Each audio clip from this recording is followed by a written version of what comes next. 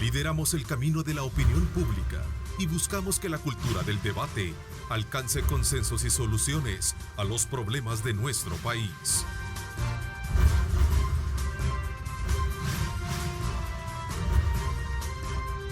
Diálogo con Ernesto López.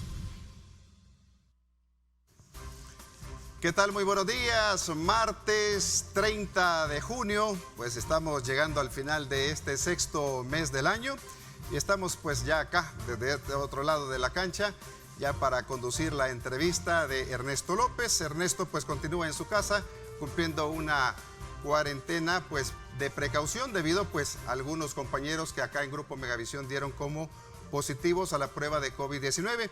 Esto para evitar más los nexos epidemiológicos. Quiero comentarles también que a través de En Directo, Ernesto López Radio, Ernesto pues continúa con sus invitados a través de su programa radial vía Skype. Esta mañana tengo como invitado al ministro de Trabajo, Rolando Castro, con quien vamos a abordar diferentes temáticas, sobre todo ir viendo esta primera fase, cómo se está comportando pues las diferentes empresas, ver un poco también sobre las denuncias que se han sumado por parte de empresas que han realizado de forma arbitraria despidos debido a la emergencia y que tal vez no han tenido los recursos necesarios como para mantener la planilla de sus empleados. Y vamos a ver también cómo se va acatando esta fase, si hay algunos negocios, algunas empresas que han abierto en periodo que todavía no les corresponde. Ministro Castro, un gusto que nos esté acompañando aquí a través de la entrevista. No, el gusto es mío, Osvaldo, y gracias por la invitación. Bueno, y acá estamos a total disposición. Muchísimas gracias. Bueno, sabemos que han tenido un trabajo bastante arduo desde que el 16 de junio se inició pues ya con más de 180,000 empleados del sector privado que salieron ya a laborar. Sin duda, ustedes como ministerio tienen que vigilar todos estos protocolos. Sin embargo, dicen algunos empresarios que desconocen algunas medidas de seguridad, de higiene que deben de mantener. Me imagino que ya hay algún protocolo marco que se ha establecido, ministro, para que las personas que han abierto ya sus negocios en esta primera fase puedan implementarlos. Sí, el Ministerio de Trabajo armó un protocolo general que ese ya está colgado en la página, en todas las plataformas del ministerio. De igual manera hemos armado cerca de 32 a 35 protocolos, que esto tiene que ver por cada uno de los rubros, de que contempla, por supuesto, estándares nacionales e internacionales de bioseguridad, distanciamiento social y todas las garantías en alguna medida para que las empresas presten su servicio y no hayan focos de contaminación, especialmente con nuestra clase trabajadora. Hemos revisado después de la primera fase. Tenemos 3 tipos de equipos trabajando en diferentes horarios, en la mañana, en la tarde y en la noche. Estamos haciendo una verificación permanente, constante en todas las empresas, y gracias a Dios hemos encontrado que la mayor parte de empresas están cumpliendo con todos los equipos de bioseguridad, con el distanciamiento social y con todo lo que el protocolo marco y los protocolos específicos también mandatan. Estamos en una situación bastante complicada. El tema de la transmisión del virus está muy fuerte en este momento, con un segmento, con la primera fase de reapertura económica que se ha dado, con una cuarentena que fue violentada incluso en los momentos que todavía existía. Y bueno, estamos trabajando fuerte. Lo único que nos queda ahorita como gobierno es la verificación, la exhaustiva investigación en cada uno de los sectores y segmentos poblacionales de la clase trabajadora que está con esta primera fase de la reapertura. Y andamos trabajando fuerte a tal grado, Osvaldo, que tenemos 3 turnos, ¿verdad? Como ya lo dije anteriormente, incluyendo un turno nocturno. Estos 3 turnos que usted menciona, ministro, ¿qué medidas se están tomando también para evitar que este personal se pueda contagiar también al andar verificando en las empresas? Sí, no, nosotros no podemos ser como comúnmente se dice, candil de la calle, oscuridad de su casa. Lo primero que nosotros hicimos es que tenemos nuestros equipos muy garantistas de la seguridad de nuestros trabajadores. No obstante, todos estamos expuestos en un tema de contagio masivo como se está llevando a cabo en este momento. Todos estamos expuestos. Sin embargo, nuestros equipos cuentan con todo el equipamiento necesario de bioseguridad, y además de eso, el segmentar 3 turnos implicaba menos cantidad de personas en el ministerio y además en los equipos que van a hacer las respectivas inspecciones. Estamos garantizando todo. Yo no puedo ir a buscar justicia afuera si no lo tengo con mis trabajadores, con mis compañeros colaboradores.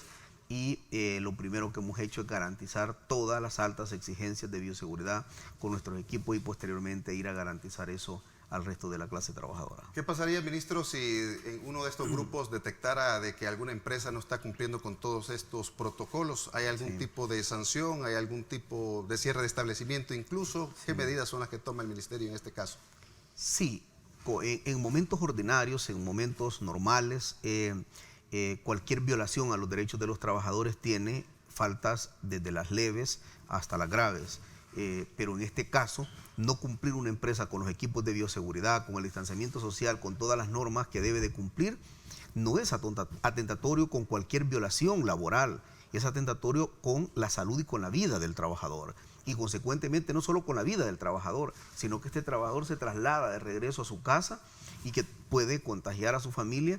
Por lo tanto, si nosotros encontramos un peligro inminente en la empresa, podemos llegar hasta el último nivel, que es el más fuerte, de clausurar esa empresa temporalmente mientras garantice todas las condiciones de bioseguridad.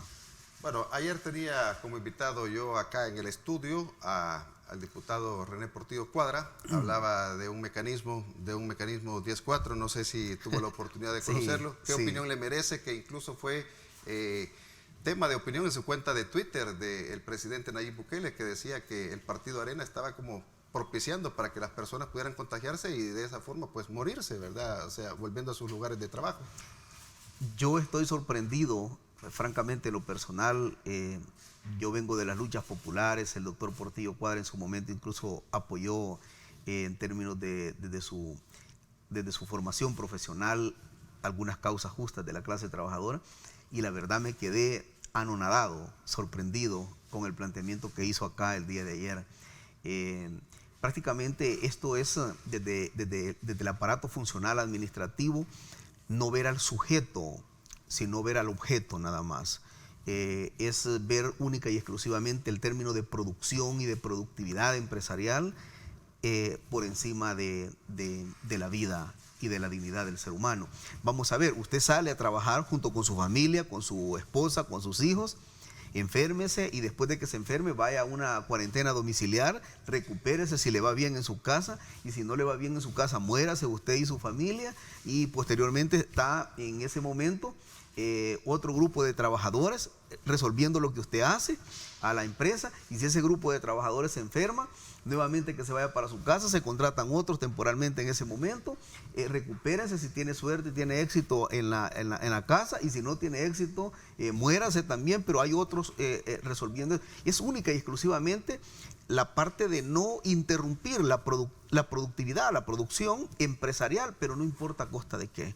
La verdad, única y exclusivamente lo que puedo decir, sorprendido con ese planteamiento del doctor Portillo Cuadra, el cual lamento mucho. Bueno, otro tema que también preocupa son los millones de personas alrededor del mundo que se han quedado sin empleo. El Salvador no es la excepción.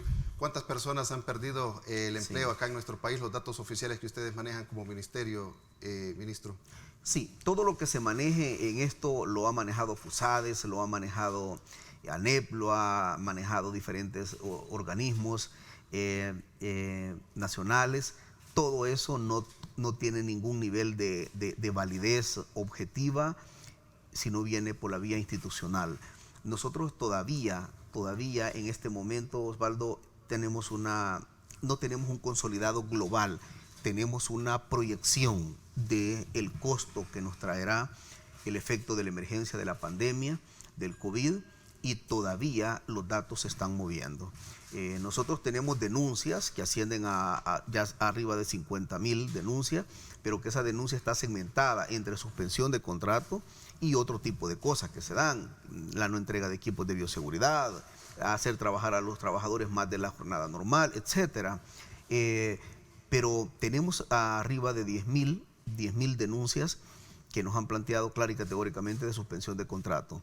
Ante esa suspensión de contrato, nosotros convocamos en una conferencia de prensa a reunirnos con todas estas empresas. Ya las tenemos identificadas qué empresas son. ¿Han ustedes montado una mesa de diálogo con la Sí. empresa privada para Sí. poder ir viendo todos estos casos. Sí. Incluso hay algunas que han dicho que van a recontratar el personal, ¿verdad? Para Sí. que evitar llegar como a complicaciones Inicia más graves. mañana ya la mesa con el sector empresarial, especialmente con estas empresas que yo todavía me reservo su nombre porque queremos llegar a acuerdo a fin de regresar y devolver todos sus derechos a los trabajadores. Vamos a iniciar el proceso de diálogo y negociación a partir del día de mañana, ya están confirmadas y esperamos nuevamente que devuelvan los derechos elementales de los trabajadores, iniciando fundamentalmente por devolverles su trabajo, su empleo. Tengo entendido que estas son grandes empresas. Son grandes no empresas. son micro ni No, pequeñas no, empresas. no.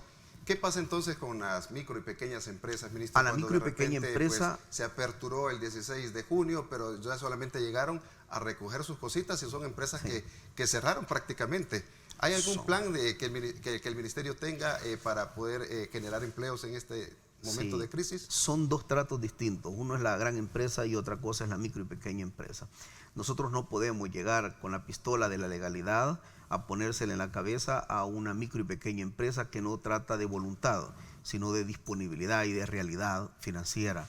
Ante ello ya hay toda una bitácora de oportunidades que incluso el presidente de Bandesal junto con Bandesal van a tratar de sacar adelante esta inyección. También en CONAMIPE hay un esfuerzo muy grande con el presidente de CONAMIPE a fin de garantizar todo el empuje fuerte financiero, de apalancamiento financiero, en fin, de todo tipo de opciones a fin de garantizar que la micro y pequeña empresa devuelva estos empleos, pero no por la vía coercitiva, sino por la vía del incentivo en alguna medida, como la mano del gobierno debe de aparecer fuerte en ayuda a esto.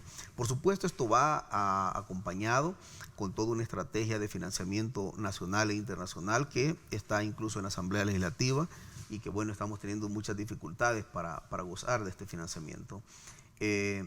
Estas empresas, y para terminar la idea, nosotros iniciamos las mesas el día de mañana con la gran empresa a fin de devolver todo esto a los trabajadores, y aquella empresa, Osvaldo, que no garantice la negociación y que no garantice devolver a los trabajadores, esa empresa ha aplicado una figura de suspensión de contratos, lo cual no goza de la legalidad en este momento, partiendo que incluso los plazos han estado suspendidos, no ha habido autoridad competente que defina si es legal o no, por lo tanto cualquier tipo de separación contractual o laboral que se tenga en este momento es un despido de hecho y no un despido que contempla todo un proceso basado en el Estado de Derecho. Por lo tanto, en el Departamento Jurídico ya del Ministerio de Trabajo está listo que aquellas empresas que no devuelvan por la vía del diálogo y la negociación los trabajos a la clase trabajadora y que han hecho estos despidos arbitrarios, vamos a ir ya con las demandas correspondientes con ellos. Ministro, hay trabajadores que de repente pues les dijeron, bueno, están cesados, ¿verdad?, de sus empleos, no hay más plata para seguir pagando esta planilla, y hay personas pues que se retiraron, como dicen, con la colita entre medio de sus patitas y no hubo nadie quien los asesorara, no hubo nadie pues que les diera algún tipo de apoyo. Tengo entendido que se ha creado una aplicación para que Sí. las personas puedan acceder a ellas y puedan hacer este tipo de denuncias que usted, como nos estaba mencionando, Sí. son más de 50,000 denuncias que tienen de momento. Sí. Explícanos un poco más acerca de esta aplicación y cómo pueden acceder las personas, ministro, para Sí, hacer esta denuncia. Sí, la plataforma es mpts.gov.sb, es la plataforma general del Ministerio de Trabajo, ahí pueden entrar, ahí está la respectiva aplicación. Y ahí se está llevando a cabo todo el proceso. Eso ya está conectado con cada uno de nuestros directores, ejecutivo, director general y todas las dependencias de los 14 departamentos, a fin de que cae de forma inmediata en la plataforma, inmediatamente lo baja nuestro equipo técnico y posteriormente inicia el proceso de... lo que pasa es que en este momento nosotros estamos, hay que reconocer, Osvaldo, que estamos en una situación atípica, y que el ministerio y todos los ministerios y todo el Estado y todos los gobiernos del mundo incluso han colapsado ante esta situación. Nosotros tenemos una planta instalada que, por supuesto, de 2.000 denuncias diarias que pueden caer, nosotros de inmediato podemos ir a revisar 50 denuncias y tenemos una mora todavía con el resto, pero tenemos ya un plan de inspección programada y de verificación a cada una de las denuncias a fin de garantizar el 100% de ellas. esa gente que tal como tú lo acabas de describir, le sucedió esa situación, van a tener la parte patronal que devolverle todos sus derechos elementales, porque cualquier destitución o separación del cargo en este momento no ha gozado de una separación contractual de tipo legal, porque no ha habido autoridad competente que lo reafirme. Por lo tanto, tienen que hacerlo. Aquellas empresas, y somos claros, la micro y pequeña empresa que tiene una situación complicada financiera, que aunque quiera no lo puede hacer, para ellos sí está toda la estrategia que acabamos de describir hace un momento. Y muchos están esperando ese oxígeno que Bandesal, a un 3% de interés. ¿Tiene usted algún conocimiento, ministro, de cómo las personas pueden ir aplicando también a la solicitud de estos préstamos? Sí, tengo entendido de que ya el presidente de Bandesal tiene toda una estrategia armada, ya tiene incluso un primer vacío de banco de datos, ya está procesando incluso algunos. Lo que pasa es que repetimos, quieras o no el Ejecutivo, el espíritu de legisladores, armar la concertación entre los poderes de Estado. Y el Ejecutivo depende mucho de todo este apoyo y respaldo de la votación que se tenga en la Asamblea Legislativa. Y tengo entendido de que una parte ya está aprobado, pero hay otra parte todavía complementaria, que es el financiamiento, que todavía no ha llegado y que está en manos de la Asamblea Legislativa. Aquí lo que pedimos es a los diputados que igual tenemos que unirnos en esto para sacar adelante la micro y pequeña empresa y que no vean con desprecio a la micro y pequeña empresa y que solo favorezcan a la gran empresa, sino acá tenemos que levantar la economía y tenemos que tomarnos de la mano todos, indistintamente las diferencias ideológicas, políticas. Viene el 2021 que todo el mundo está fanatizado y pensando en eso, hay que hacerlo a un lado en este momento y hay que ver cómo privilegiamos la vida, la salud y la economía de este pueblo. Aprovechando también su presencia acá en el estudio, ministro, hay un tema también que no me gustaría dejar por fuera, son los programas que se empezaron a trabajar con los gobiernos de Canadá, de Estados Unidos, que se estuvieron consiguiendo esas visas para que las personas pudieran trabajar en el área agrícola. Vino un primer grupo que ya habían hecho ya sus labores. ¿Se quedó algún grupo todavía trabajando hoy con esta emergencia allá o ya no había nadie trabajando, ministro? No, gracias a Dios viajó nuestro primer contingente. Nos fue bastante bien.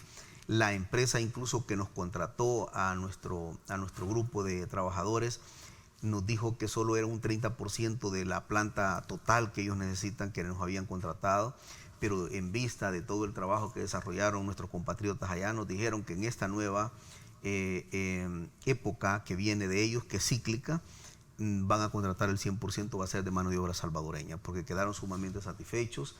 Nuestros trabajadores incluso preguntaron ahí quiénes quieren trabajar horas extras y todo el mundo, siendo salvadoreño, dijeron nosotros trabajamos horas extras. El tiempo iba para 3-4 meses, se hizo en 2 meses y medio. Y entonces la parte patronal ha quedado totalmente satisfecha. Nuestros compañeros que iban a ganar su dinero en 4 meses lo ganaron en 2 meses y medio, también vinieron satisfechos. Y bueno, estamos trabajando fuerte ya con la Embajada de los Estados Unidos para, en el momento que la normalidad relativa regrese tanto en Estados Unidos como en El Salvador, empezar también ya nuevamente con nuestros equipos. Tenemos un acuerdo con la Canciller de la República que vamos a hacer una gira en conjunto, Cancillería y nosotros, a fin de ir a hablar con todos nuestros consulados que se pongan a trabajar en función de esto, y Dios mediante, cuando ya la situación baje a una normalidad relativa, nosotros mandemos enormes cantidades de contingente para allá, por supuesto con todas las garantías y los derechos que amerita un trabajador con un empleo justo y decente. Porque sin duda, pues esta es una opción para todos aquellos también que se han quedado sin empleo y que ya cuando se realicen todas estas audiencias y que realmente pues se pueda dar como la indemnización necesaria a estas personas, puedan optar como a estos programas. El programa con Canadá todavía se mantiene, que era para destazos de cerdos y de reses también, que había otro programa. ¿Se mantiene ese con el gobierno de Canadá o únicamente se ha estado trabajando con el gobierno de Estados Unidos, ministro? Sí, la primera experiencia que tenemos ya de nuestro primer contingente, ya con este gobierno, ha sido con Estados Unidos. Fue nuestra gente que viajó y que gracias a Dios todo salió bien. Con Canadá tenemos un esfuerzo muy grande en este momento también y probablemente van a ser cientos de compatriotas que viajen a distintas partes. También estamos haciendo un esfuerzo con Qatar, un esfuerzo muy grande. e incluso hablábamos en su momento con la Embajada de Canadá que los intervalos y la parte cíclica de ir a trabajar a Canadá podría ser incluso la temporalidad un poco más amplia que ir a los Estados Unidos. Es un esfuerzo bastante grande que estamos haciendo y Dios mediante vamos a activar todos estos proyectos. La verdad es que es un poco doloroso. Íbamos, Ubaldo, en avanzada en un montón de cosas y la pandemia no solamente nos ha neutralizado esos proyectos, sino que también nos ha obligado incluso a replantearnos y hacer otro tipo de cosas y privilegiar la salud y la vida del pueblo por encima de todo. Dios mediante esto se logre controlar, que no es fácil, no es fácil. El tema de la cadena de transmisión está siendo fuerte en este momento, el contagio es masivo, las muertes, mucha gente cercana la estamos viviendo, no es fácil la situación, pero Dios mediante, con la ayuda de Dios, vamos a salir adelante en este país y vamos a sacar adelante también esos proyectos que hemos quedado hoy por hoy un poco congelados. Muchos empresarios están esperando el 7 de julio para la reapertura de la fase 2. ¿Cree que sea posible que se pueda dar esta segunda reapertura, ministro? Pues mi ideal, mi sueño es que en alguna medida se dé partiendo que cada día que pasa podemos tener un impacto en la tasa de desempleo en El Salvador, pero eso tiene que contrastarse con todo un equipo multidisciplinario de epidemiólogos nacionales e internacionales que tiene el presidente analizando en cada momento y pasa por esa deliberación y análisis muy profesional, técnico, científico de todo este equipo multidisciplinario y en base a eso pues se va a tomar la decisión si la segunda fase procede o no procede. ¿Cuál ha sido el impacto económico que ha tenido el despido de todas estas personas, ministro, en esta emergencia de la pandemia del COVID-19? Sí, la medición económica de impacto global es parecida a la variable de cuánto es el consolidado que tenemos de desempleo en este momento. Y tal como decía, FUSADES, ANEP y otras organizaciones han dado planteamientos de pérdidas de 70, 80 mil empleados en este momento, pero solo porque tienen la parte de la AFP que les ha dado los datos y que les dice no han cotizado en estos últimos meses. Eso no puede ser un termómetro de medición objetiva, porque yo tengo denunciado en la Fiscalía muchas empresas e instituciones que no mandan sus retenciones legales. Entonces no puede ser esa la variable única para tomar una decisión y decir estos son la cantidad de empleos que se han quedado. Nosotros estamos haciendo ahorita un cruce de información entre las administradoras de fondos de pensiones y el Seguro Social. Y además no podemos plantearlo como desempleo ya en serio, porque tú mismo lo acabas de decir y lo estamos viviendo nosotros. Hay mucha empresa que decía, yo solo lo suspendí 15 días el contrato, pero acá está ya de nuevo trabajando.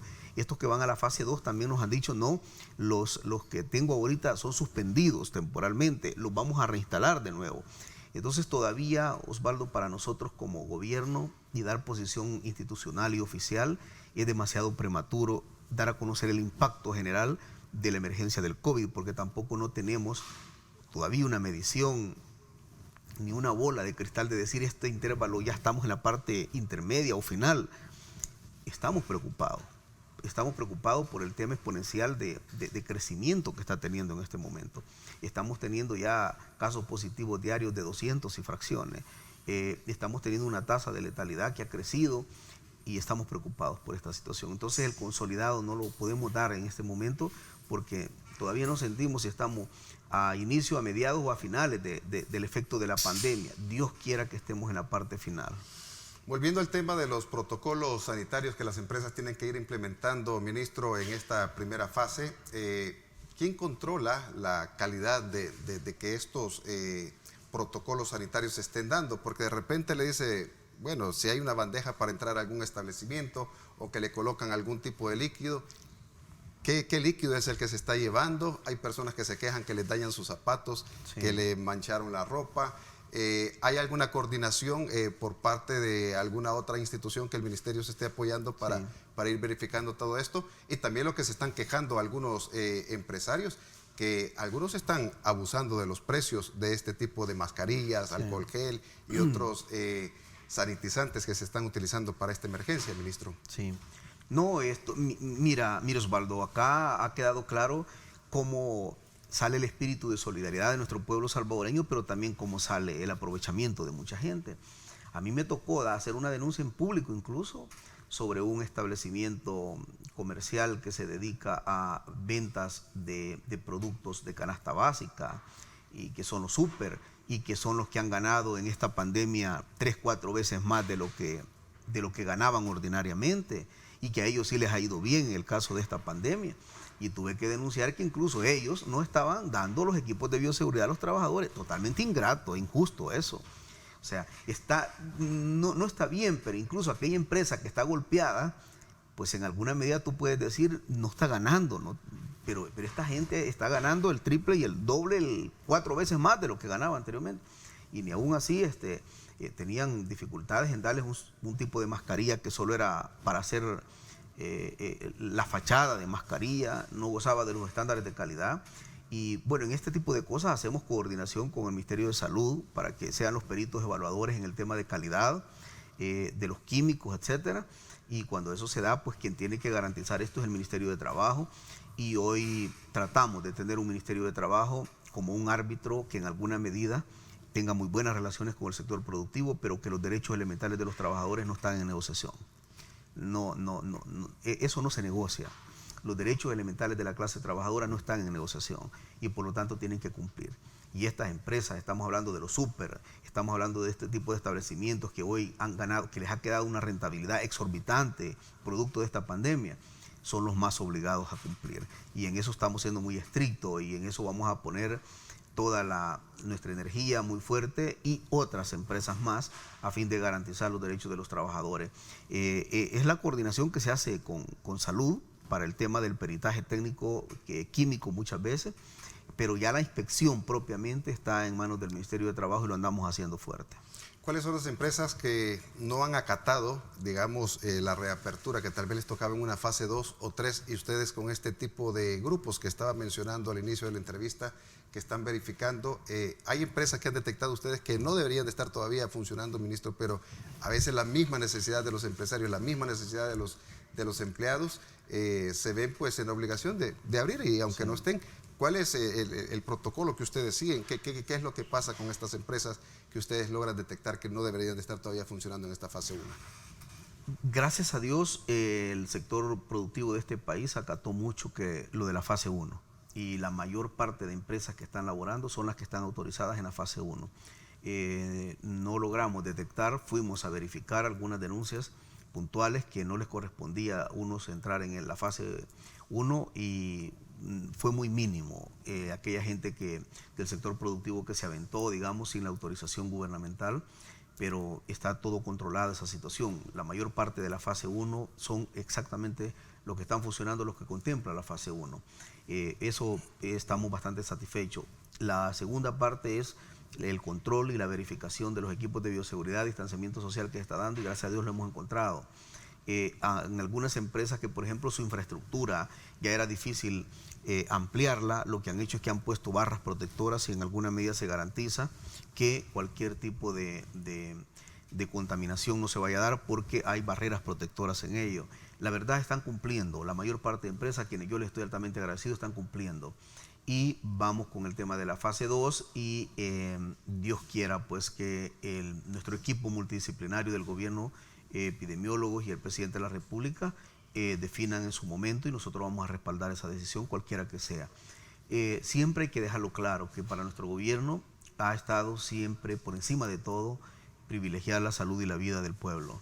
Esto nos ha traído críticas, nos ha traído una contracción económica muy fuerte, muy grande, muy grave incluso, pero nosotros estamos convencidos que teniendo con salud y con la vida nuestra gente, somos capaces de levantar cualquier cosa, incluso la misma economía, pero nunca la economía se levanta a cambio de la vida del pueblo salvadoreño. Así que estamos bastante satisfechos con eso. La gran mayoría, Osvaldo, de que fueron identificadas en la primera fase son los que están laborando en este momento. Antes de la emergencia, el Ministerio de Trabajo tenía como la modalidad de enviar pues a personal del ministerio a andar pues en las diferentes empresas diciendo que si tenían la necesidad de algún chef, algún auxiliar de servicio o algo por el estilo, pues se manejaba una una base de datos. ¿Qué tan efectivo fue esto, ministro? Porque habían personas que decían, necesito un chef, necesito un auxiliar y quiero agarrar la base de datos que tiene el Ministerio de Trabajo. Pero eran como muy estrictos los mecanismos que había que cumplir el posible patrono de esta contratación y se quejaban mucho de eso. ¿Qué tan exitoso fue ese proyecto, ministro? Y no sé si todavía estará vigente o cómo piensan implementarlo como para poder también reactivar la generación de empleo acá en el país, ministro. Tenemos la bolsa de empleo, eso es lo que hemos tenido siempre en el Ministerio y hemos trabajado muy fuerte. Quiero decirte, y qué buena la pregunta, porque la semana pasada tuve una reunión con el equipo asesor y vamos a hacer un relanzamiento de esta bolsa porque necesitamos implementar, hoy más que nunca, necesitamos ir a tocar las puertas de las empresas a fin de que muchas personas que han quedado desempleados, muchas personas que están en una situación ambigua en este momento y que no saben cómo llevarle la salud, educación y especialmente la alimentación a su familia, necesitamos trabajar fuerte en una ofensiva total de ir a tocar las puertas de la empresa para que se habiliten estas fuentes de empleo. Estamos bastante bien y vamos con un relanzamiento sobre ello. Bueno, vamos a ir a una pausa comercial, son ya las 7 de la mañana con 1 minuto, nuestras cuentas de Twitter para que usted también pueda participar a través de sus preguntas o sus comentarios que quiera hacerlo. @diálogo21 y @Neto López Radio. Son las dos cuentas de Twitter habilitadas. Vamos a ir a la pausa comercial, no los cambie, volvemos en breve.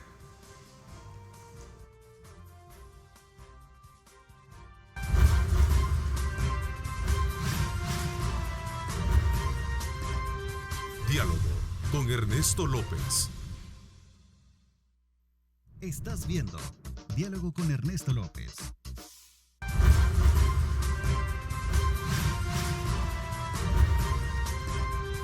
Diálogo con Ernesto López.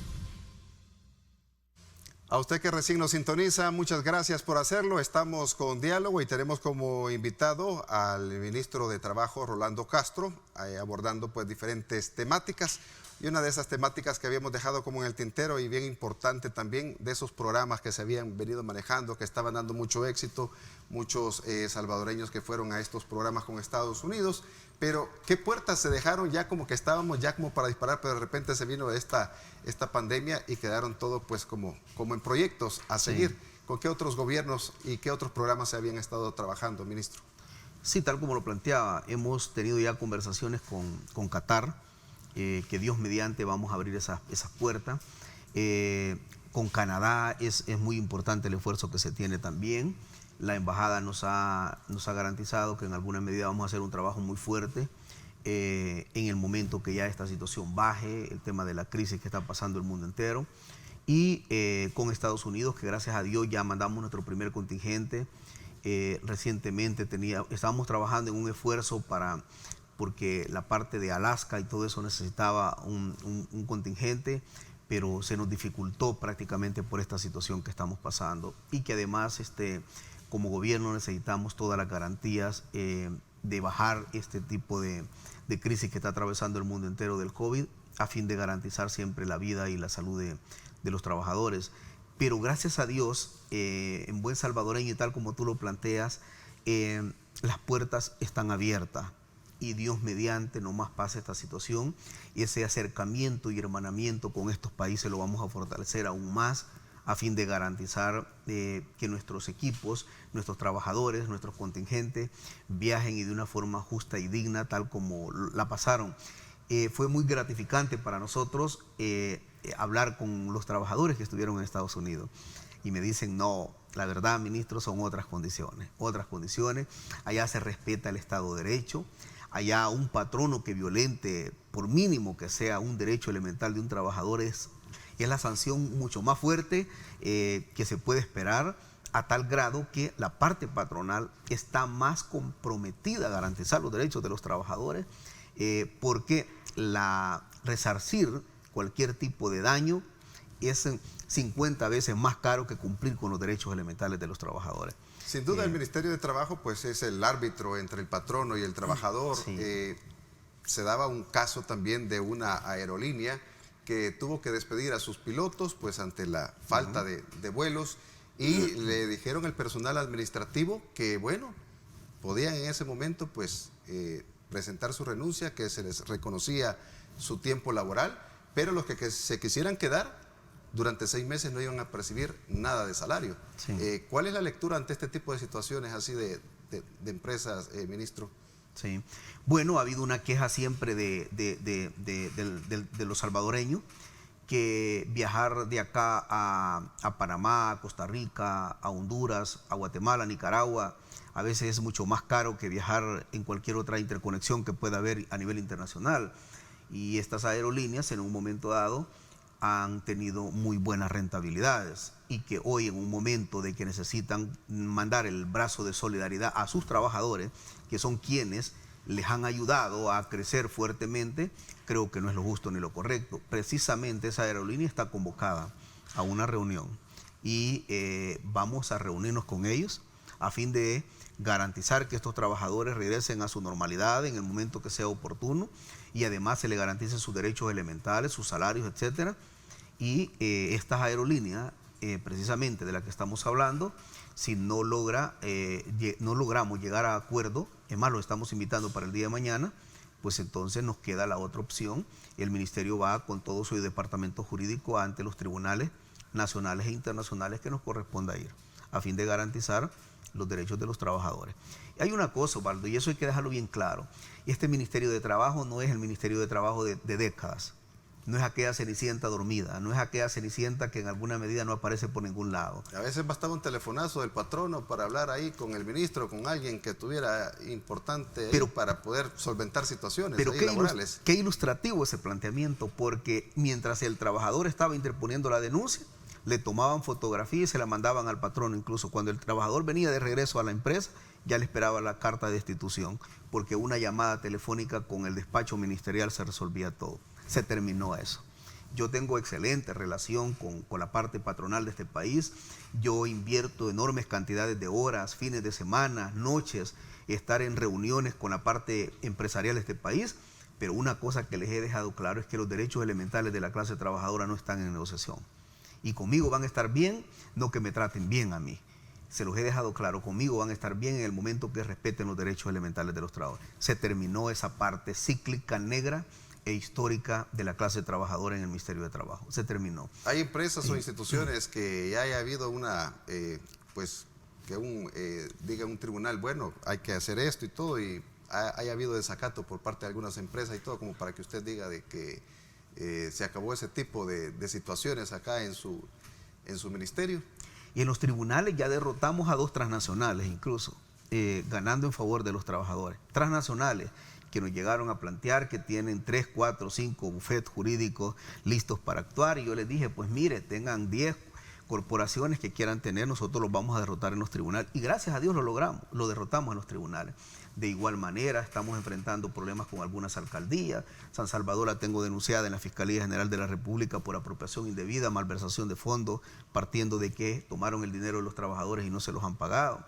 Tengo a Roberto Dawison ya demandado, que me tocó en aquel momento incluso hasta pelearme públicamente con el fiscal general, porque la fiscalía pedía orden de detención para el financiero, pero sobreseimiento definitivo para el alcalde.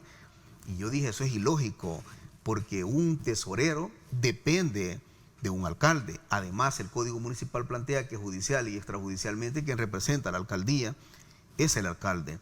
A tal grado de que lo tenemos demandado, está en la fase de instrucción en este momento. El juzgado nos dio la razón a nosotros y dijo, fíjate qué complicada la situación. El ente fiscal era el ente acusador contra el infractor, pero a nosotros, yo puse querella, y nuestra querella tuvo que ir a pelear contra la fiscalía, contra los abogados defensores, que por cierto, nos vamos a detener un momento dado con estos abogados defensores y estos lobistas que tiene Roberto Dawison ahorita en los tribunales, que tienen vínculos y se hacen pasar por otro tipo de funcionarios, incluso públicos, pero tuvimos que ir, la fiscalía iba a proteger a los trabajadores y acusar a Roberto Dawison, pero no, nos tocó a nosotros enfrentarnos con el aparato defensor de Dawison, con la fiscalía incluso, que pedía sobreseimiento, y logramos que el juez nos diera la razón a nosotros. Por lo tanto, tiene un expediente abierto y está en los tribunales, y está procesado Roberto Dawson. Hoy resulta que con los despidos masivos que hizo por un negocio oscuro que incluso lo mantuvo bajo la gaveta de teclaseo el alcalde y su consejo, resulta que despidió a trabajadores. Se hicieron todas las demandas. Se ganó desde primera instancia hasta última instancia. La última instancia jerárquica del país manda de regreso y le dice al tribunal, obliga a que lo reinstale. Le dio 3 días de plazo a Roberto Dawison para que reinstalara a los trabajadores. No cumplió, ha desacatado, ha entrado en el delito de desobediencia y de actos arbitrarios. Con ese delito, pero ya comprobado por orden judicial, Osvaldo, no es por un invento, no es por una presunción, ya juzgado, le llevo el proceso directo a la fiscalía y pido que se actúe de inmediato. No se actúa y todavía incorporo un oficio para darle seguimiento al proceso y digo, mire, ¿cuándo va a procesar a este alcalde? O sea que acá solamente los estirpe, los estatus, los cargos, los nombres, los apellidos son los que valen. A una pobre persona que está ahí, como decía San Romero, la ley en El Salvador es como la serpiente que muerde solamente al descalzo. No puede ser. Metí otro documento de seguimiento y hoy mismo voy a presentar otro documento a la fiscalía. Hoy mismo voy a presentar otro documento a la fiscalía. Señor fiscal, lo dije ayer y lo voy a decir hoy y lo voy a decir siempre. Si tiene que procesar funcionarios de nuestro gobierno porque encuentra irregularidades, hágalo, es su papel hacerlo. Y yo estoy sorprendido porque de repente sale un panfleto ahí y dice, se encuentra irregularidad en un funcionario de este gobierno. Y a la media hora sale, a los 3 minutos sale la fiscalía diciendo, de oficio vamos a actuar. No, eso es presunción todavía. Porque el delito, para ser condenado, tú tienes derecho primero a la presunción de inocencia. No, yo no le estoy planteando al fiscal presunción de inocencia. Yo le estoy demostrando no acatamiento de resoluciones y órdenes judiciales. Dawison se está burlando y humillando la justicia salvadoreña, desacatando resoluciones judiciales. Y dice todavía la resolución 3 cosas. 1, reinstalo de inmediato. Tiene 3 días para hacerlo. 2, resarcir los daños ocasionados con un estímulo económico a estas personas. Y 3, esta resolución, dice, es inapelable.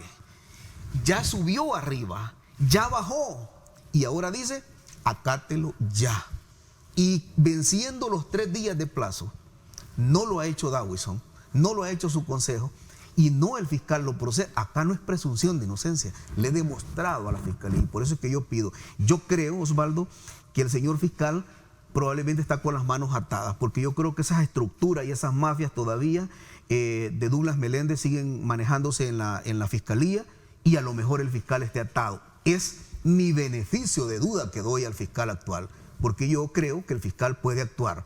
Ahora, si eso no es así, sería peor la situación. Porque entonces, teniendo control pleno el actual fiscal no actuar, para nosotros nos genera mucha desconfianza. Yo mi denuncia no la estoy haciendo como un ciudadano, sino como ministro de Trabajo, que la legislación salvadoreña contempla que en materia laboral soy la autoridad máxima de este país. O sea, yo no le estoy pidiendo al fiscal, mire, por favor, ayude. No le estoy pidiendo un favor personal, nunca lo haría. Le estoy diciendo, actúe en base a la ley. Si el fiscal no actúa contra Roberto Dawison, contra ese consejo municipal, yo voy a tener que mover cielo y tierra en mi calidad de ministro para que eso se actúe. Y eso pasa incluso porque ya mis abogados me están preparando una denuncia a la sección de investigación judicial para ir a verificar qué es lo que está pasando, por qué esos expedientes no se mueven y por qué una resolución judicial que dice acátese tiene 3 días, que ya pasaron esos 3 días y no la ha acatado. Así que yo voy a mover cielo y tierra. Viene el encuentro con 198 países de OIT. Voy a elevar mi denuncia internacional, que acá el monopolio de la investigación no se actúa, se tiene los 2 ojos, pero uno está cerrado y el otro está abierto. Acá debemos de aplicar la ley quien sea. Y si en nuestro gobierno sale un funcionario que es corrupto, que se procese. No importa. Es que la verdad es que la Contraloría y la fiscalización del bien público y del poder debe estar permanente, sea quien sea, que le caiga el peso de la ley. Pero yo no puedo permitir que una fiscalía esté con un ojo abierto diciendo cualquier cosa que saca el diario de hoy, por ejemplo, que no tiene ninguna validez moral, ética, profesional en este país, periodística, ya de un solo dice, ok, en este momento voy y hago una investigación, pero de repente salen estos casos comprobados, expedientes. Es más, ayer me informan las abogadas, porque fueron ayer a visitar a los tribunales, y me dicen las abogadas, hay una cosa más terrible, ministro, que toda resolución la ha estado certificando el tribunal y la ha estado mandando a la fiscalía. O sea que la fiscalía ni siquiera puede decir, no me enteré de la situación. Es más grave aún, es más grave aún. Así que yo sí exijo que se deduzca responsabilidad en estos temas. Bueno, lamentablemente el tiempo se nos ha agotado, pues tenemos una segunda parte de entrevistas. También tengo como invitado en la segunda franja de la entrevista al director ejecutivo de Iniciativa Social para la Democracia, Ramón Villalta, y vía Skype vamos a tener como invitada a Claudia Ortiz. Ella es abogada y consultora en políticas públicas. Agradecerle al ministro por su tiempo, por estos temas que hemos conversado en esta mañana. Son ya las 7 de la mañana con 17 minutos. Recuerde que siempre siguen activas nuestras cuentas de Twitter, @diálogo21 y @diálogo Ernesto López Radio. Vamos a ir a la pausa comercial a las 7 con 18 minutos. No le cambie, que volvemos en breve.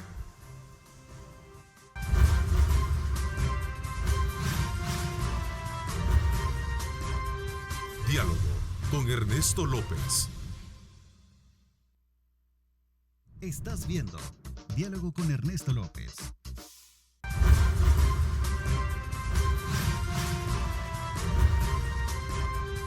Diálogo con Ernesto López. Si usted desayuna, feliz provecho. Son ya las 7 de la mañana con 21 minutos. Estamos ya en la segunda parte de la entrevista de Diálogo y me acompaña en el estudio Ramón Villalta. Él es director ejecutivo de Iniciativa Social para la Democracia. Y vamos a tener también vía Skype a Claudia Ortiz. Ella es abogada y consultora en políticas públicas. Ya la vamos a tener acá en pantalla. Hola Claudia, muy buenos días. Gracias por estarnos acompañando a través de Skype y poder conversar de temas como por ejemplo la conveniencia de un nuevo estado de excepción, la urgencia también de entendimientos para la ley de emergencia y señalamientos de presunta corrupción y nepotismo en el gobierno y otros temas de coyuntura que sin duda pues son de importancia siempre para la población. Ramón, muchísimas gracias por estarnos acompañando esta mañana acá en el estudio. Muchas gracias a ti, Osvaldo, por la invitación. Claudia, bienvenida también. Hola, muy buenos días, Osvaldo. Un saludo también a Ramón, qué gusto saludarle. Y además, feliz día del abogado, a todos los abogados y abogadas que nos están viendo, también por esa importante labor que hacen defendiendo el Estado de Derecho. Muchísimas gracias. Vamos a iniciar acá en el estudio con la entrevista.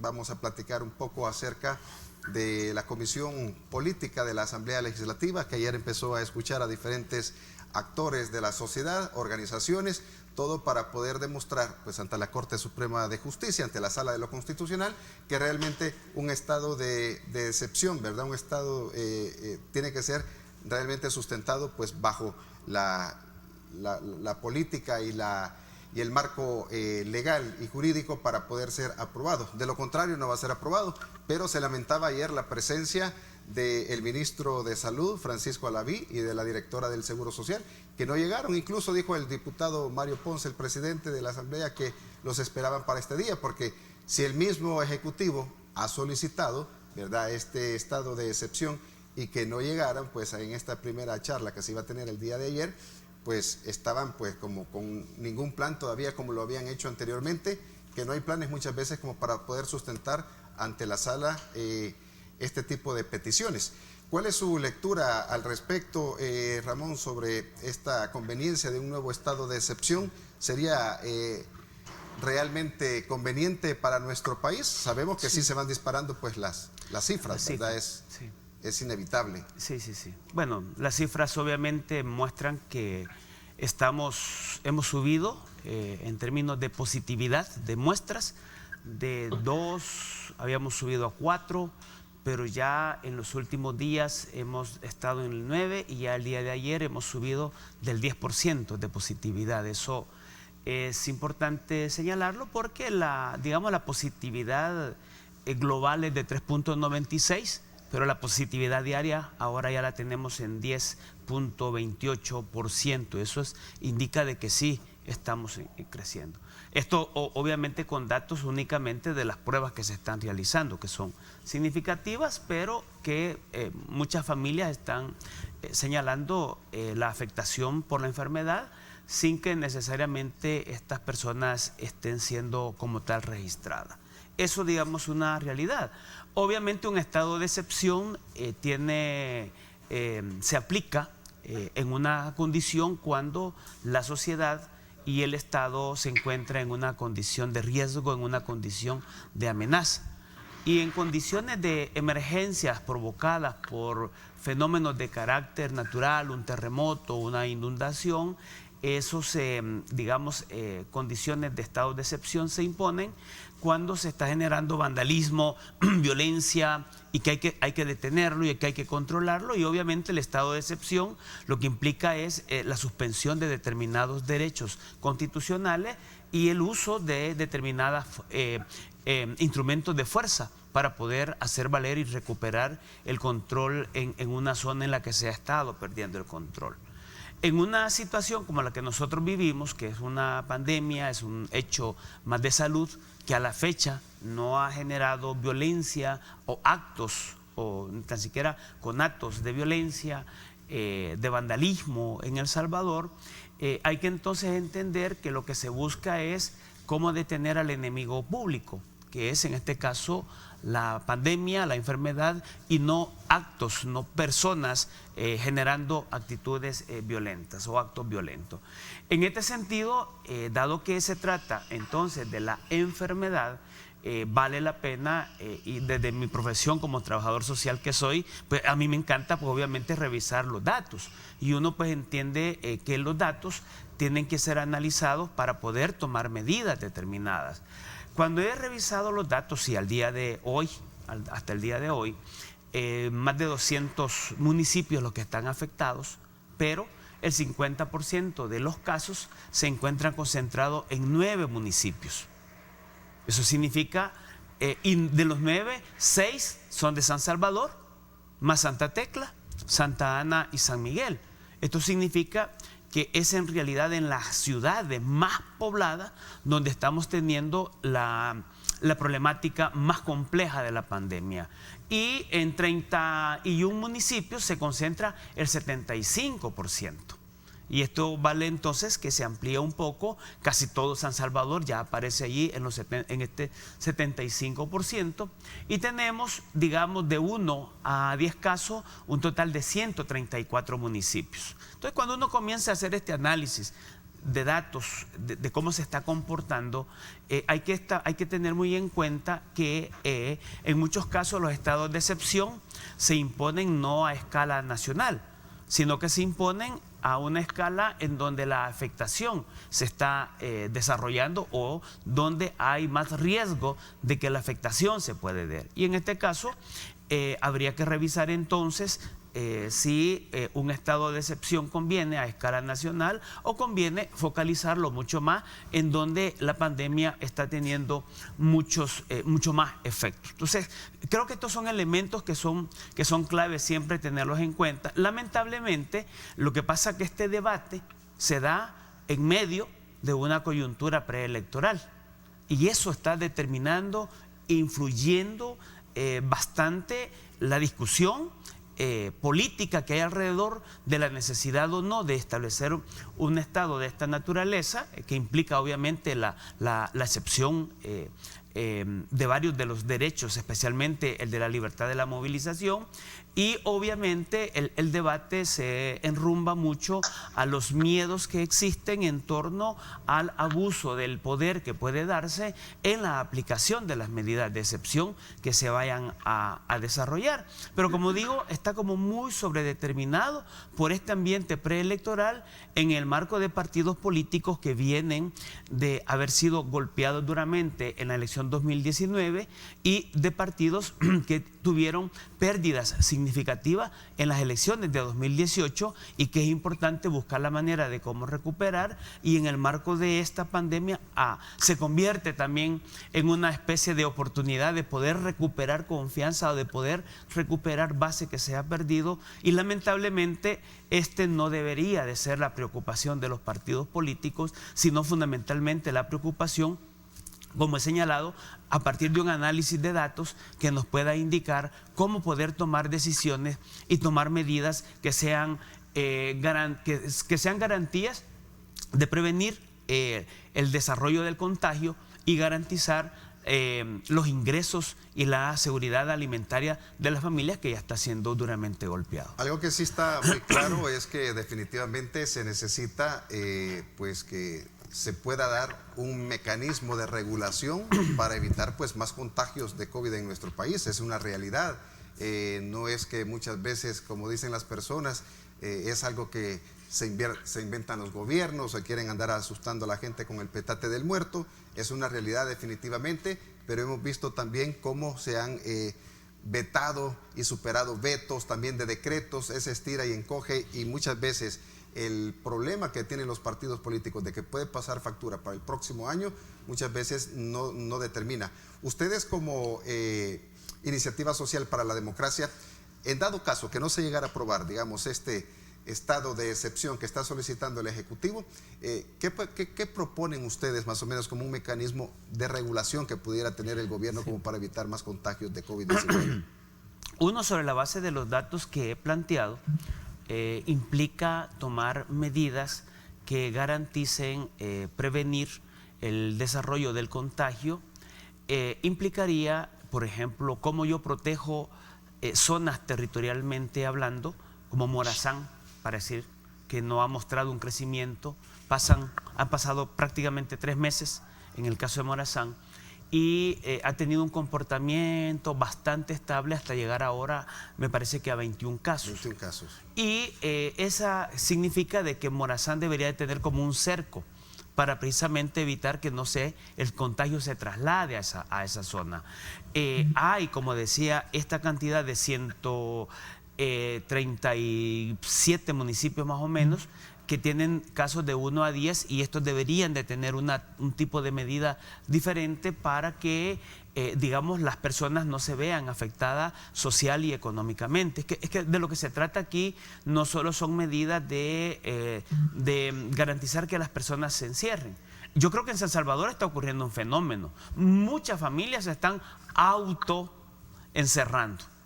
Están tomando medidas de garantizar su propia protección ante la falta de medidas de carácter legal que impliquen que haya una cuarentena determinada y obligatoria.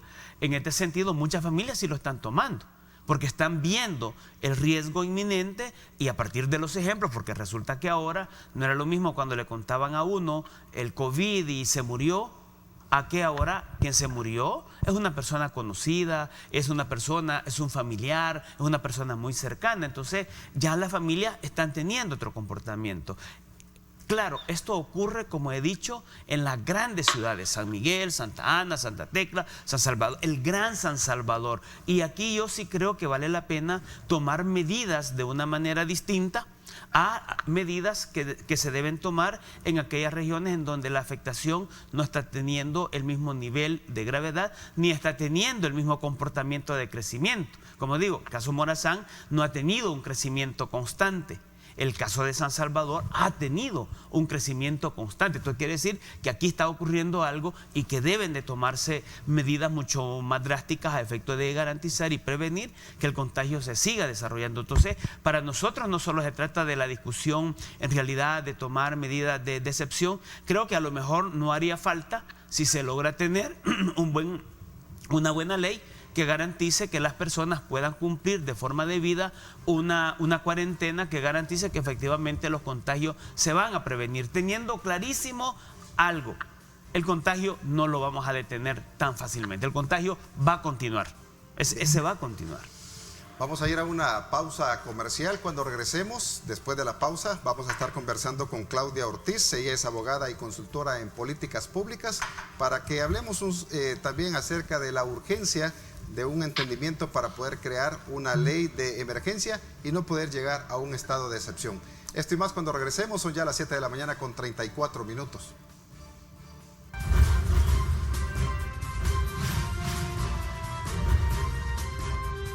Diálogo con Ernesto López.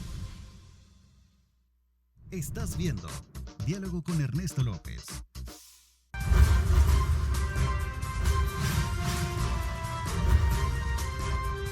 Diálogo con Ernesto López. Si usted recién nos sintoniza, le comento que estamos abordando en esta segunda parte de la entrevista un tema donde estamos abordando la conveniencia de un nuevo estado de excepción, una cuarentena estricta de 15 días más, que ya muchas personas pues han terminado en una situación bastante difícil, de estrés, unos sin empleo, y también la urgencia y el entendimiento que debe de existir entre el Ejecutivo y el Legislativo para poder tener una ley de emergencia, tal como lo solicitaba el fin de semana el cardenal Gregorio Rosa Chávez. Tengo vía Skype a Claudia Ortiz, ella es abogada y consultora en políticas públicas. Claudia, nuevamente, gracias por estarnos acompañando. ¿Cuál sería como tu punto de vista acerca de esta solicitud que ha hecho el Ejecutivo de un nuevo estado de excepción y que ayer pues no se presentara el ministro de Salud ni la directora de el Seguro Social, porque sobre todo esto hay que sustentarlo con una base jurídica y poderlo presentar posteriormente a la Sala de lo Constitucional para que diga si es constitucional o inconstitucional un nuevo estado de excepción? Cómo no, muchas gracias por la oportunidad de estar conversando con ustedes. En primer lugar, considero que estamos navegando en aguas muy turbulentas y estamos navegando sin una brújula. Estamos navegando sin ese sonar, sin esa orientación que nos pueden dar los datos. Yo quiero ser muy enfática en esto. Necesitamos datos reales, datos confiables y datos lo más pormenorizados posibles. Esto es un tema de ciencia, un tema solo de represión, no es un tema solo de combatir por medio de la fuerza, de generar más terror en la población. Necesitamos un enfoque realmente científico y humanista en esta situación. No estamos hablando de una guerra, estamos hablando de una situación donde es fundamental tener educación, información adecuada, confianza de la población y colaboración de todos los sectores. Y el gobierno está fallando dramáticamente en este enfoque, está fallando dramáticamente en lograr todo esto. Los superpoderes que necesita el Ejecutivo para combatir la pandemia no es un régimen de excepción, ni tampoco son esta vía libre para hacer compras de emergencia como ellos quieran. Los superpoderes que necesita el gobierno es reconocer la importancia de los datos y la ciencia, ser transparentes en la información que se tiene sobre los contagios y además la capacidad de generar entendimiento. Y día tras día, incluso tras el Ejecutivo y el Legislativo fallan en esta necesidad y en este mandato que tienen por Constitución de lograr entendimientos importantes para el país. Si no se ponen de acuerdo en esta situación que es tan delicada para los salvadoreños, no sé qué más tiene que pasar para que las fuerzas políticas dejen de ver la realidad con un lente nada más electoral y empiecen a ver un enfoque del país. Ambos tienen mucha responsabilidad en esa situación.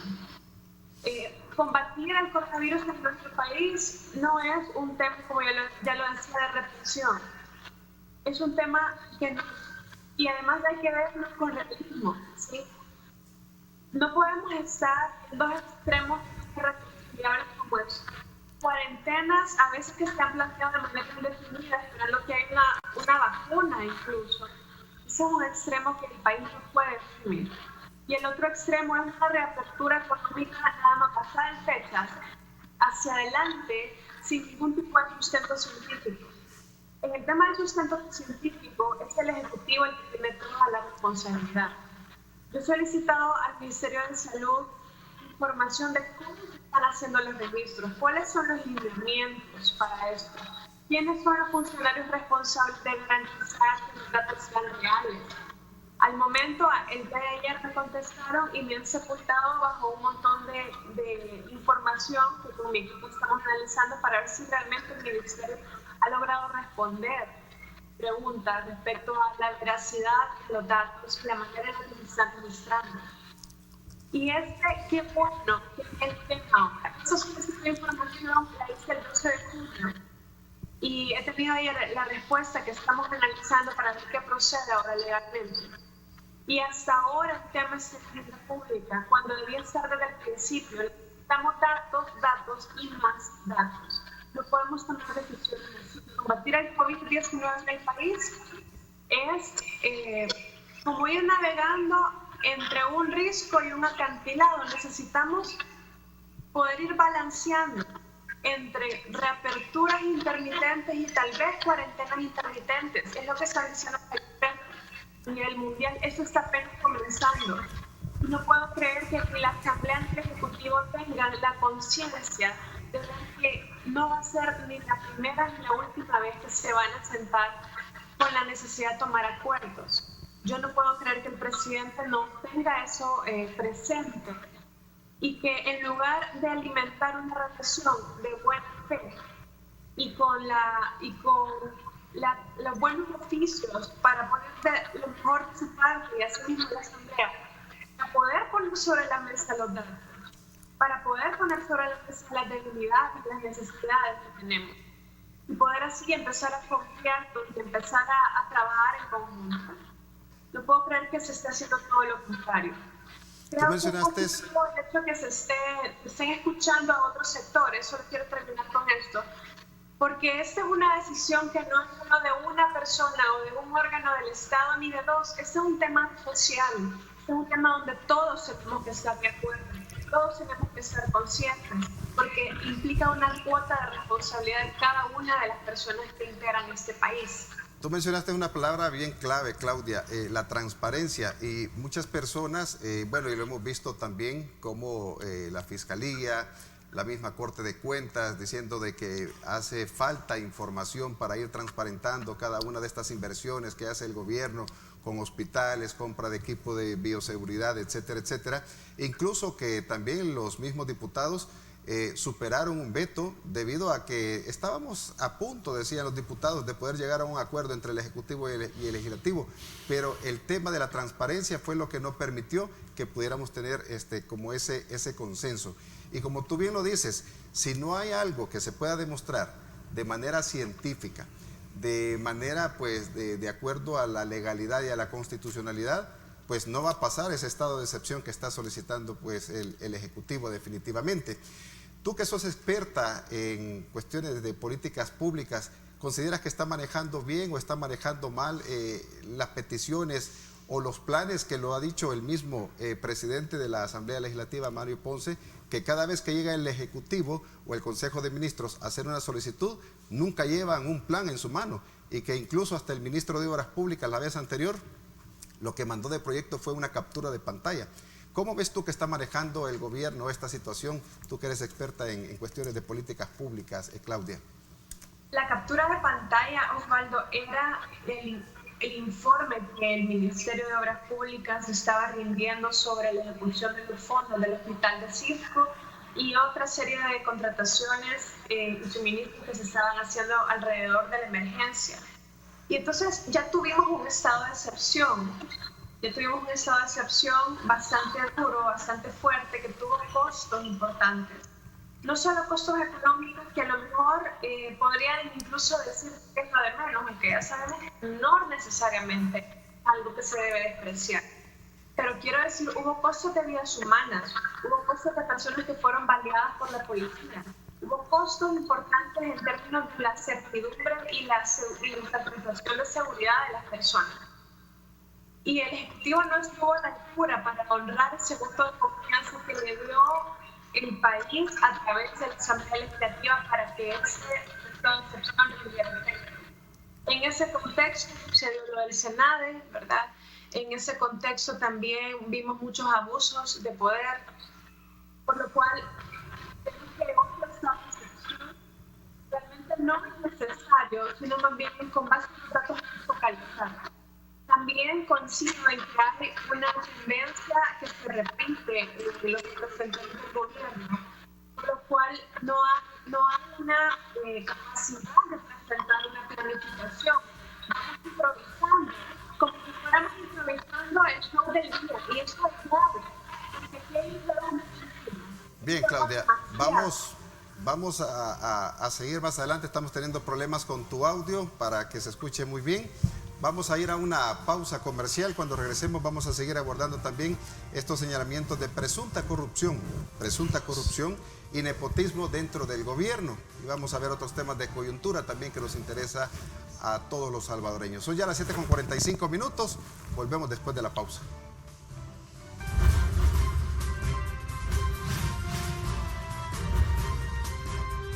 Diálogo con Ernesto López.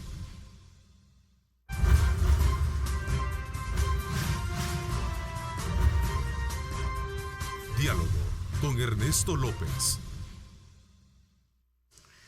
Seguimos a través de Diálogo en este día martes. Tenemos como invitado en el estudio a Ramón Villalta, quien es el director ejecutivo de la Iniciativa Social para la Democracia, y vía Skype estamos con Claudia Ortiz. Ella es abogada y consultora de políticas públicas.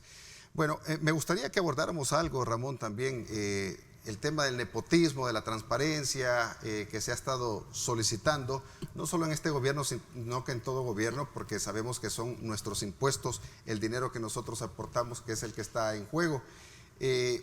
¿Cuál es como la lectura que tiene la Iniciativa Social para la Democracia, si realmente hay un interés para que realmente para la población se le pueda dar algo bueno, o también hay intereses políticos dentro de todo esto que se está solicitando a través de este nuevo estado de excepción? Sí, bueno, yo creo que este es un tema que al primer año de gobierno del presidente Bukele debe de señalarse que institucionalmente sí evidenció un retraso o un retroceso.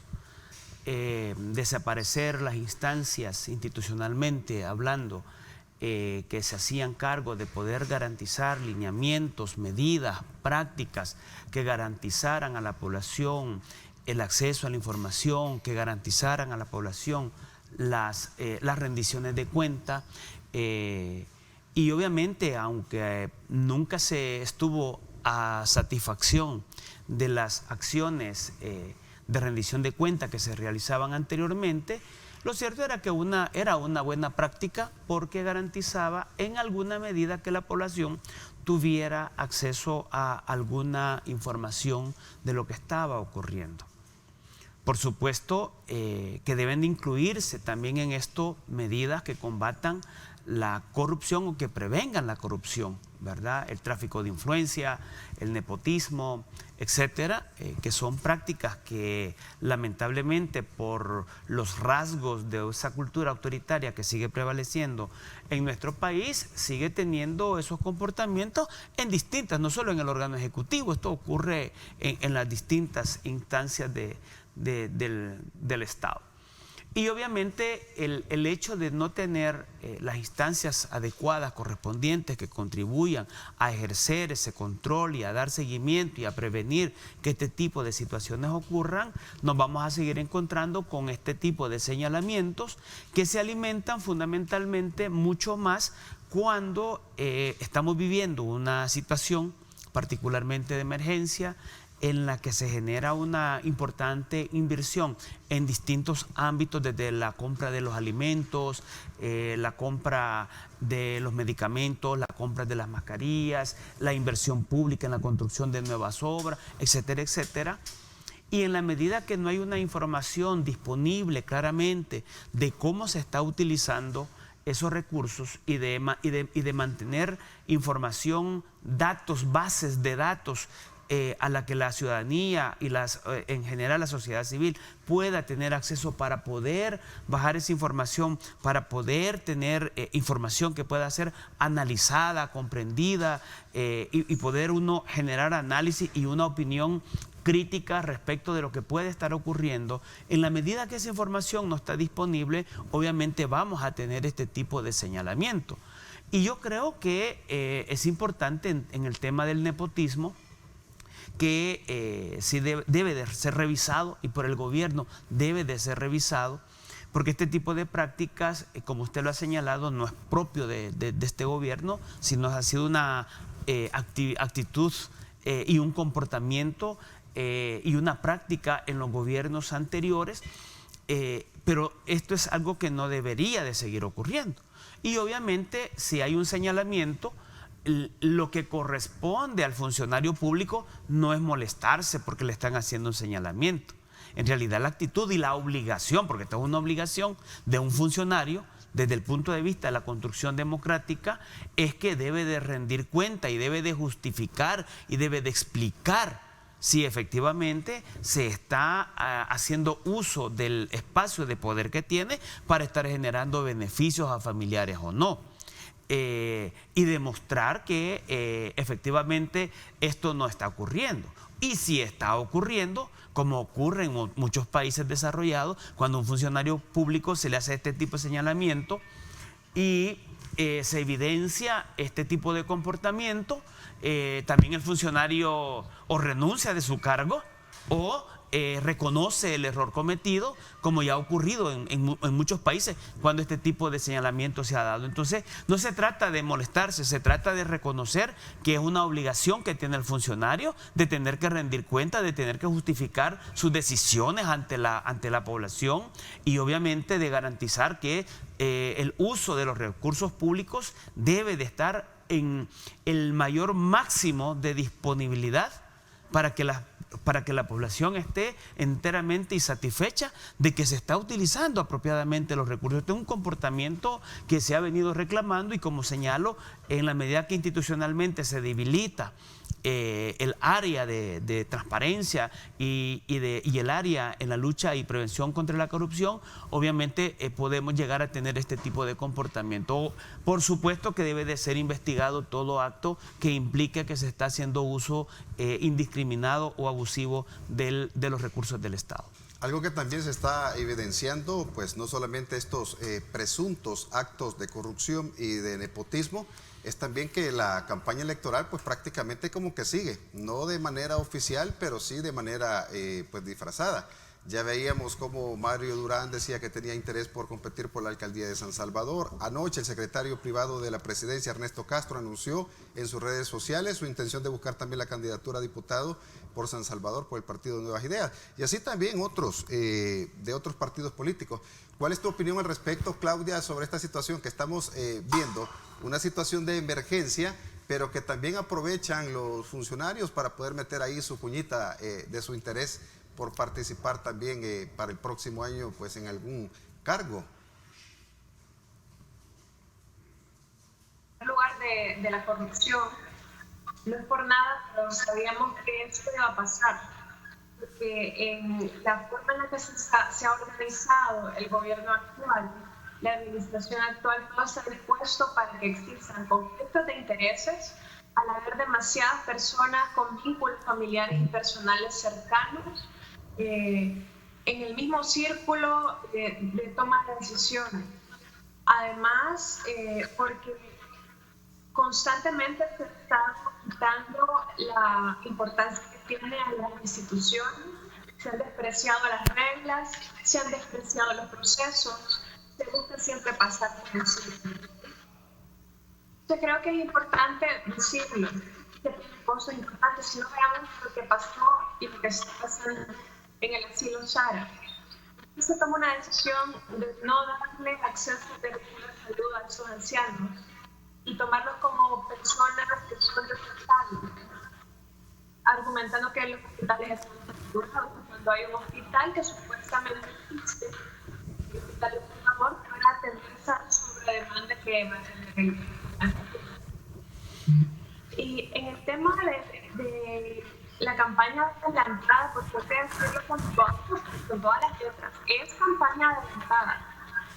Los demás partidos, por lo menos el partido que yo represento, estamos haciendo un esfuerzo importante por respetar la ley electoral, además por respetar el momento que el país está viviendo actualmente. Si bien nos encontramos en una campaña para internas, pero no estamos pidiendo voto a la población. Además, quiero decir que es una falta a los deberes éticos considerados en la ley de ética gubernamental, prevalecerse del cargo público para hacer proselitismo electoral. Es una falta ética que debe ser sancionada y el tribunal debe tomar también acciones en el asunto, porque no puede ser que los funcionarios que tienen acceso a los medios son las caras que por la emergencia están todos los días en los medios, están haciendo campaña y ocupando recursos del Estado. Bien, muchísimas gracias, Claudia. Bueno, lo que sí es claro en este segundo tema que estuvimos acá de la entrevista es que es fundamental que el gobierno debe de ejecutar un plan de control epidemiológico, que debe de existir el diálogo tanto entre el Ejecutivo como el Legislativo, dejar de momento, ¿verdad?, la coyuntura del tema electoral. Hay que transparentar todo esto, lo que se está haciendo con las inversiones por parte del gobierno. Ya para ir finalizando, Ramón, algunas palabras también que tú quieras aportar sobre este tema de coyuntura que se está viviendo actualmente. Yo creo que esto es importante porque ningún decreto ejecutivo, ningún decreto legislativo ha detenido el calendario electoral, y es que estamos en marcha. Y el Tribunal Supremo Electoral tiene una gran responsabilidad de garantizar que las elecciones del 28 de febrero se celebren de la mejor manera y que el 1 de mayo los funcionarios electos estén tomando posesión de los cargos. Esa es una, digamos, responsabilidad constitucional que le cae al tribunal. Y por eso es que el calendario electoral no se detuvo en ningún momento en el marco de esta pandemia.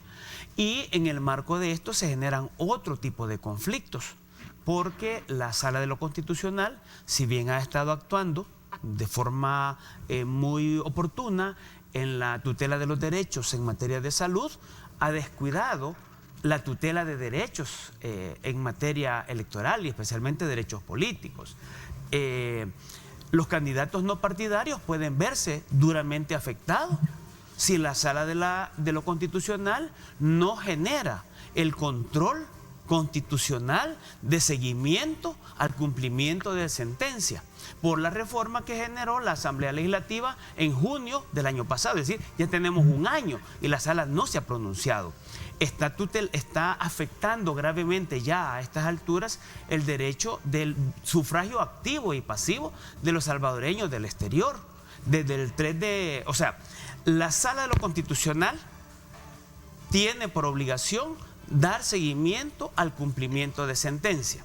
Es decir, si en este caso, teniendo conocimiento la Sala de que el calendario electoral continuaba y que en este momento ya debería de estar abierto el proceso de empadronamiento para que los salvadoreños del exterior puedan votar en las elecciones legislativas y municipales, y por otro lado, a estas alturas, ya las personas del exterior deberían de estar teniendo reglas especiales para la postulación de candidaturas.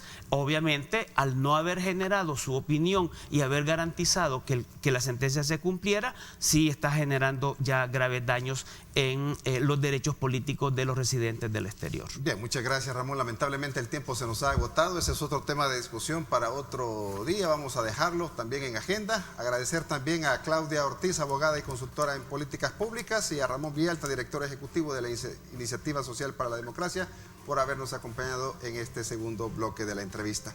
Ha sido todo. Deseando que tengan un feliz día y que Dios me los bendiga.